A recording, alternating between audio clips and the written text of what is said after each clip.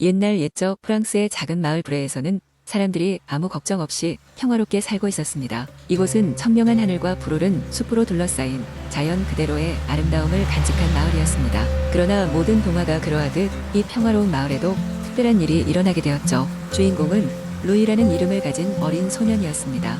루이는 호기심 많고 상상력이 풍부한 아이로 언제나 새로운 모험을 찾기를 갈망했습니다.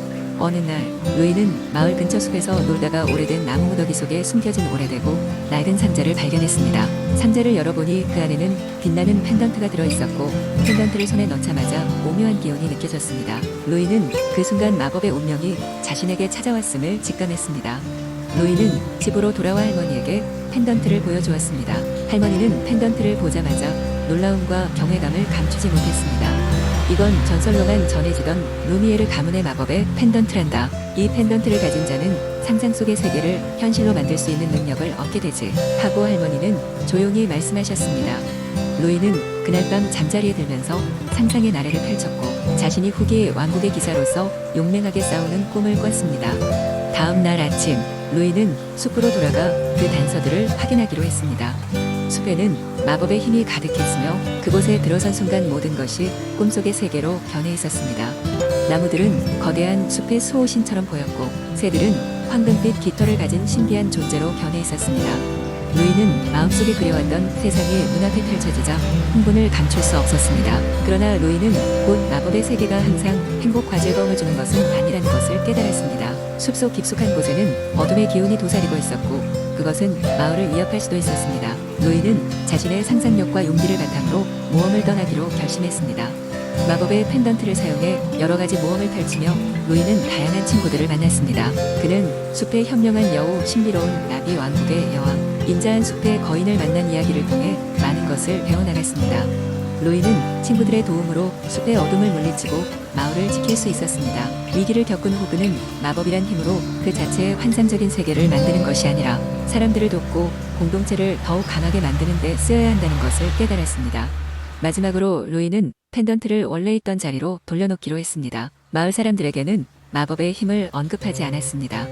하지만 그 덕분에 그는 자신의 능력과 책임에 대한 깊은 이해를 얻게 되었습니다. 시간이 흘러 루이는 점차 자라면서 마법의 모험에 대한 추억을 가슴속에 간직한 채 자신의 삶 속에서 그때 배운 지혜와 용기를 살아가며 사용했습니다.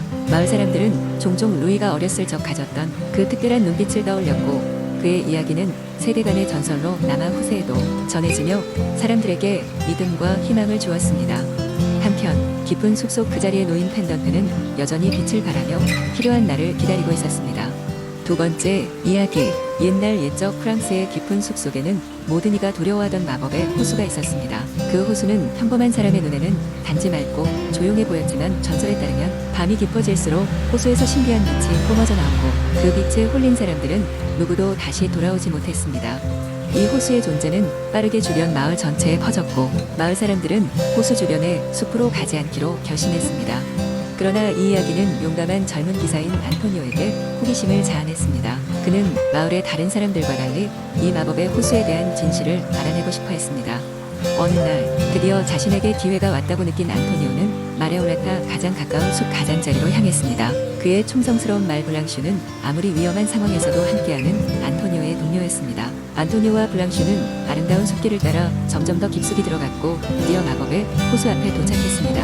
해질녘이 다가오자 호수는 황금빛으로 물들기 시작했습니다. 그리고 안토니오는 자신이 전혀 예상치 못했던 존재 호수의 정령과 마주쳤습니다. 호수의 정령은 은은한 빛을 가진 투명한 모습으로 안토니오에게 다가와 자신을 소개했습니다. 그의 이름은 세렌이었습니다. 세렌은 안토니오에게 마법의 호수의 진정한 목적을 설명했습니다. 오래전부터 이 호수는 사람들이 자신의 진정한 내면 용기를 발견할 수 있도록 돕기 위해 존재했습니다. 하지만 호수를 찾는 이들이 그저 고기를 잡거나 욕심을 채우려다 보니 호수는 서서히 어두운 전설로 변해버린 것이었습니다. 그러나 세렌은 안토니오의 순수한 호기심이 그 전설을 깨고 호수를 본래의 목적으로 되돌릴 첫 번째 기회라고 믿고 있었습니다. 안토니오는 세렌으로부터 호수의 비밀을 듣고 겸손히 질문했습니다. 제가 무슨 일을 할 수 있을까요? 세렌은 미소 지으며 말했습니다. 용기를 가진 자만이 다시 빛나는 호수를 만들 수 있어. 당신은 그것을 가능하게 할 수 있는 자요. 호수의 정령은 안토니오에게 퀘스트를 제안했습니다. 그것은 바로 숲속 깊은 곳에 잠들어 있는 고대의 기억을 찾는 것이었습니다. 그 기억은 호수가 처음 이 땅에 놓이던 순간으로 돌아가 마법의 진정한 시작을 보았습니다. 안토니오는 곧바로 자신에게 주어진 임무를 완수하기 위해 숲 깊숙이 들어갔습니다. 숲속을 탐험하는 동안 안토니오는 다양한 시련과 도전 과제를 마주하게 되었습니다. 그중 몇 가지는 아주 작은 것들이었지만 그의 결단력과 솔직함을 시험하기에 충분했습니다. 안토니오는 마침내 숲의 중심부에 도착했을 때 자신도 모르게 조금 더 강해진 것 같은 기분을 느낄 수 있었습니다. 중심부에 도착한 안토니오는 고대의 나무 아래 묻힌 수정 구슬을 발견했습니다. 안토니오는 조심스럽게 구슬을 집어들었고 구슬이 빛나면서 안토니오의 머릿속으로 수많은 기억과 이미지들이 흘러들어왔습니다. 그 기억은 이 호수가 처음 세상에 나타난 순간날부터 호수가 빛나던 시절, 그리고 마침내 어둠의 전설이 된 과정까지 모든 것을 보여주었습니다. 안토니오는 자신의 표정에 진지한 결의를 띠고 구슬을 소중히 간직하며 돌아서기 시작했습니다. 드디어 호수로 돌아온 안토니오는 세렌에게 돈을 주었고 세렌은 그 작업에 만족했습니다.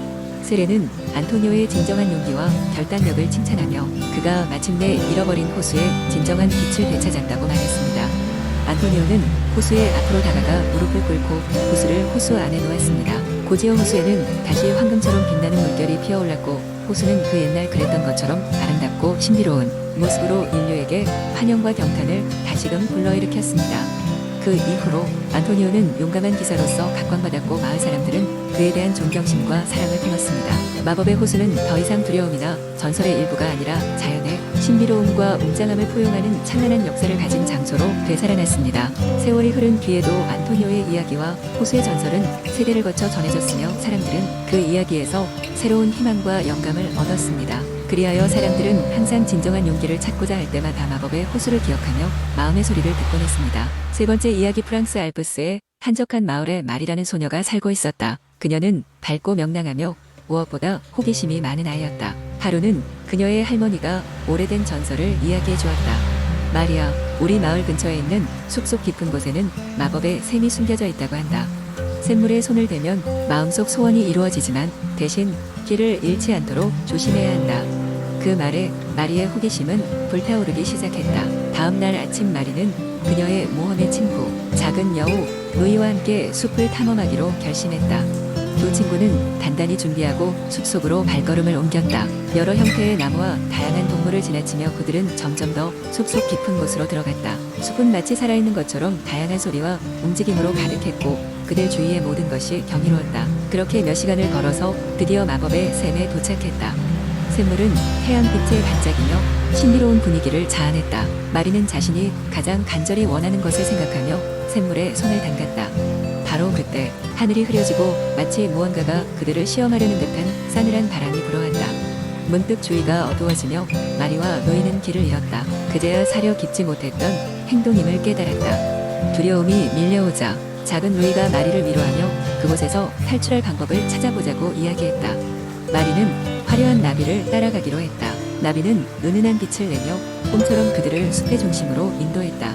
나비 뒤를 쫓는 동안 마리는 그동안 지나왔던 길이 전부 자주 앓던 꿈속의 모습과 비슷하다는 것을 깨달았다. 그리고 할머니가 말하던 길을 잃지 않도록 조심하라는 말의 의미를 깨닫게 되었다. 결국 나비는 그들을 마을의 가장자리에 있는 집으로 이끌었다. 마리는 안전하게 집에 돌아와 자신이 겪은 일을 할머니에게 이야기했다. 할머니는 미소를 지으며 말하길 마법의 샘은 우리의 내면의 용기를 시험하는 장소란다. 너는 내 자신에게 솔직했고 무엇보다 진정한 용기를 보여주었구나. 그날 이후로 마리는 마을에서 전설적인 인물로 남게 되었고 마법의 샘에 대한 이야기는 대대로 전해지게 되었다. 그리고 마리와 루이는 새로운 모험을 찾아 나서며 계속해서 새로운 전설을 만들어갔다.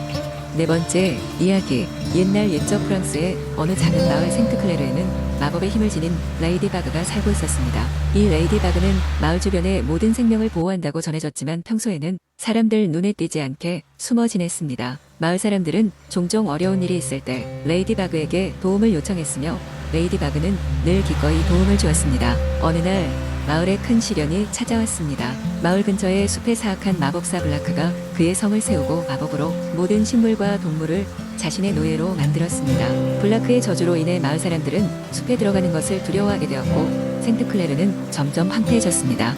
마을의 평화가 깨어진 것을 안타깝게 여긴 4명의 용감한 어린이들이 있었습니다. 그들은 카미오, 로이, 클레르, 그리고 테오였습니다. 네 친구들은 마을을 위해 블라크와 맞서 싸우기로 결심했습니다. 그들은 마을 어귀를 지나 숲 가장자리까지 가면서 레이디 바그의 도움을 간절히 기원했습니다. 그 순간 눈앞에 레이디 바그가 나타났습니다. 반짝이며 날아든 레이디 바그는 말했습니다. 용감한 여러분, 나는 여러분의 결심을 믿습니다. 내가 도울 수 있는 만큼 도와줄게요.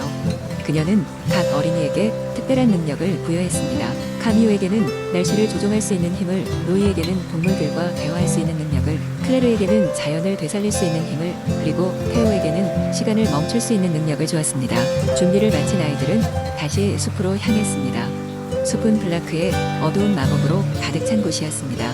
하지만 아이들이 받았던 레이디 바그의 힘 덕분에 그들은 적이 덫을 피하고 블라크의 성에 도착할 수 있었습니다. 블라크는 마법으로 그들을 맞이했으나 아이들은 힘을 합쳐 그의 마법을 무력화시키고 결국 블라크를 쓰러뜨렸습니다. 그의 성이 무너질 때마다 숲은 다시 본래의 모습으로 돌아오고 동물들과 식물들도 본래의 자유를 되찾았습니다. 마을의 사람들은 아이들의 용기를 기리고 그날의 영웅담을 영원히 기억하기로 했습니다. 그리고 레이디 바그는 그들에게 감사의 표시로 마을의 오래된 사과나무에 아름다운 꽃을 피워주었습니다. 그날의 사건 이후로 생트클레르 마을은 평화와 번영을 되찾았으며 그들의 마음속에는 항상 용기와 희생에 대한 이야기로 가득 차 있게 되었습니다. 4명의 친구들은 계속해서 마을의 영웅으로 남아 앞으로 있을지도 모를 어떤 시련도 친구들과 함께라면 극복할 수 있을 것이라는 믿음을 가지게 되었습니다.